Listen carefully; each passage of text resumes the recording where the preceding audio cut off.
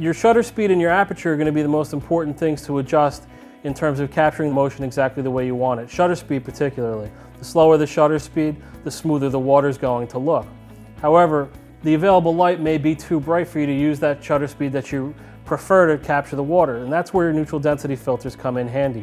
One of the things I use as a tool for recording motion is the View Sion 100mm filter system. They come in densities from 1 stop, 2 stops, 3 stops, and 10 stops, so I can use any combination of those to get exactly the shutter speed that I'm looking for, while adjusting my ISO and aperture accordingly as well to make it all work out for me. The other beauty of the View Sion Q system is that within the mounting ring for the filter holder, I can mount the View Sion Q Slim polarizing filter as well. So I can get not only the benefit of the polarizing filter, but also the benefit of the neutral density filter on top of that. So I can really customize my image to get the look that I'm looking for.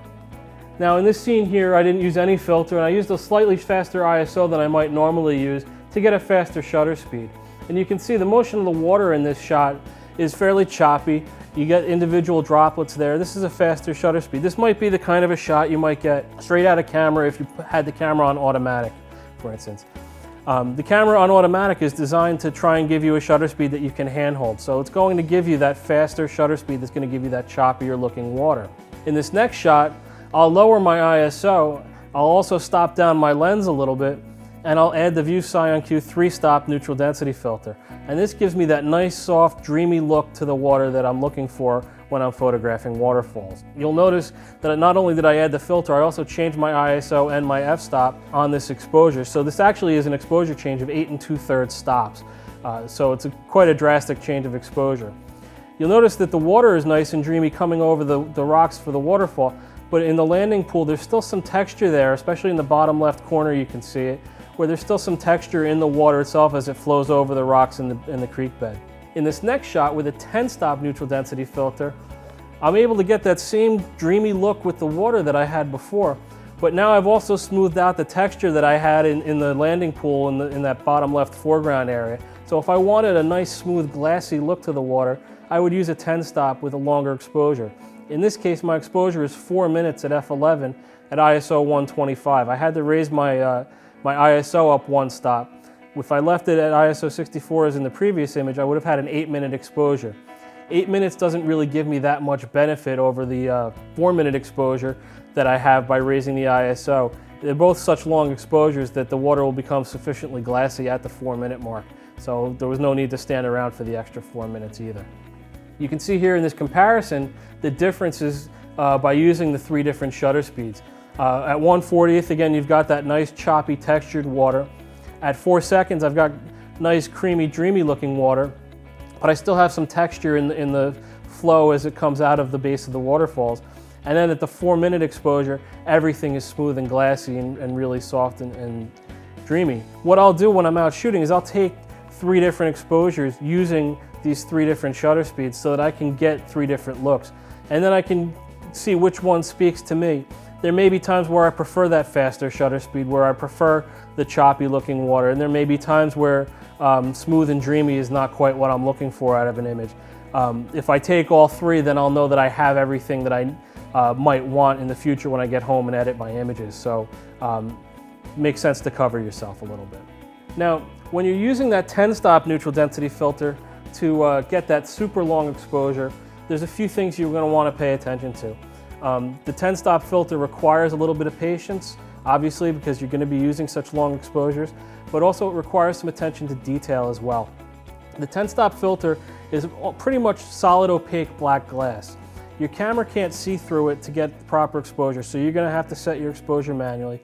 And your camera also can't focus on it. So you're going to need to compose and focus your shot before you put the filter in the holder. Then once you have your shot focused and composed, you'll just drop the filter in the holder. Be very careful not to touch the focusing ring on the lens to change your focus or your zoom. And then you'll be able to take your exposure. One thing to note, however, if you're a DSLR owner, you're going to want to block light from coming in your viewfinder.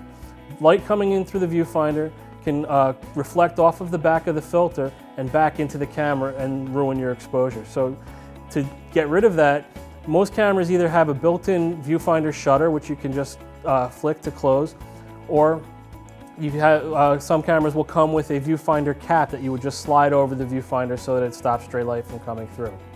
If you own a mirrorless camera, you don't need to worry about this. The construction of mirrorless cameras is such that stray light can't enter through the viewfinder and affect your final image. We've talked about photographing waterfalls and photographing the ocean, and for those of you who've never seen the ocean, and there are some who haven't, the ocean has quite a few different personalities. It can be very violent and raging at times. It can be calm and peaceful at times. How you photograph it will determine what feeling you convey to your viewer. And again, we're going to use a lot of neutral density filters to help us do that. But first, we'll talk about some basic shutter speeds and what might work best for you when photographing the ocean. So in this shot here, you can see we've got a nice violent wave crash coming over these rocks. My aperture at f/22, my shutter speed is 1/8 of a second. Now I find the sweet spot for shutter speed to get a shot like this is about 1/3 to 1/15 of a second, where I can get a little bit of motion blur in the water so that that splash is recorded properly and retains the shape of the wave, but I still get that movement and feel that violence that's coming from the ocean itself. This was without a filter at all.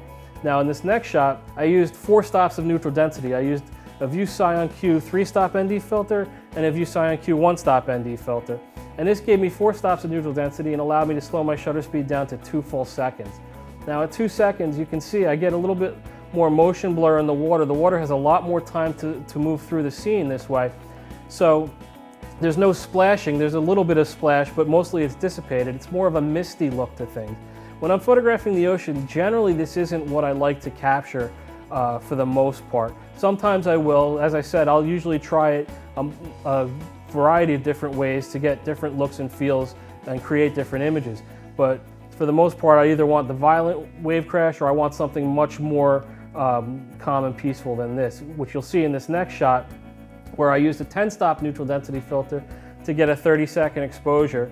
And you can see that same violent wave crash is eliminated. It's the same scene now, but because I used such a long exposure, the waves are eliminated. All I've got now are some water trails and some calm, peaceful, glassy-looking water in my scene. So it really changes the way the scene looks fundamentally and evokes a different sense compared to the other one, is a sense of calm compared to the other one where the wave is crashing violently over the rocks.